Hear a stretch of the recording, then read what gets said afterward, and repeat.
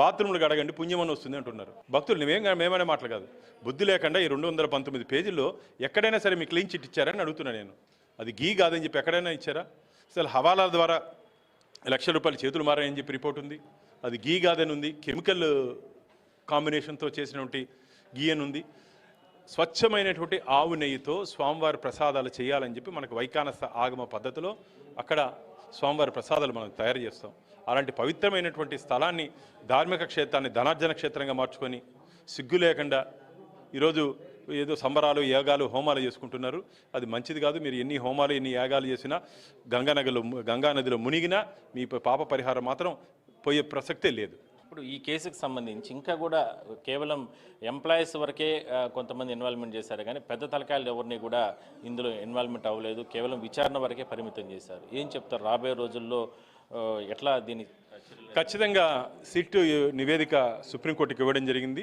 కాబట్టి సుప్రీంకోర్టుకి సబ్మిట్ చేసిన తర్వాత ఖచ్చితంగా న్యాయమూర్తులు వారు ఏ విధంగా నిర్ణయం తీసుకుంటారు. మాకైతే గట్టి నమ్మకం, విశ్వాసం ఉంది.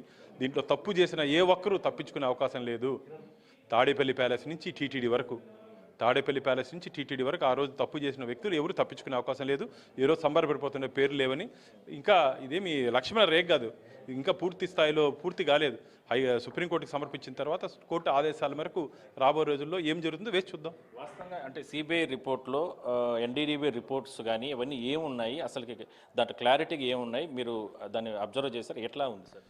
అసలు క్లారిటీ అవసరం లేదు. అది నెయ్యే కాదన్నప్పుడు ఇంత పెద్ద చర్చ అవసరం లేదు మనకు అంటున్నా. నేను ఒకటే అడుగుతున్నా జగన్మోహన్ రెడ్డి గారిని, సుబ్బారెడ్డి గారిని, కరుణాకర్ రెడ్డి గారిని, అది నెయ్యా కాదా?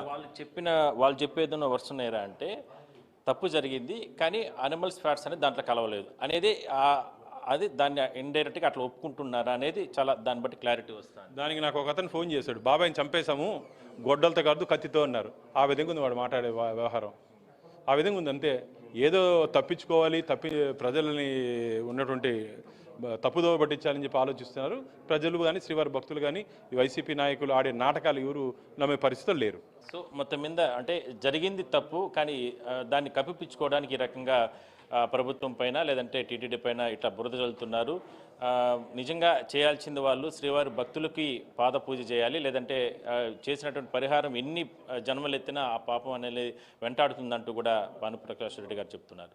చూద్దాం మరి దీనికి సంబంధించి సిట్ ఏ విధంగా ఛార్జ్ షీట్ చేస్తుంది, అదేవిధంగా ఎటువంటి కేసులు అంటే, ఎందుకంటే పెద్ద తలకాయలు ఉన్నారు కాబట్టి ఇందులో వాళ్ళని ఎటువంటి పైన చర్యలు తీసుకుంటారు. వీడియో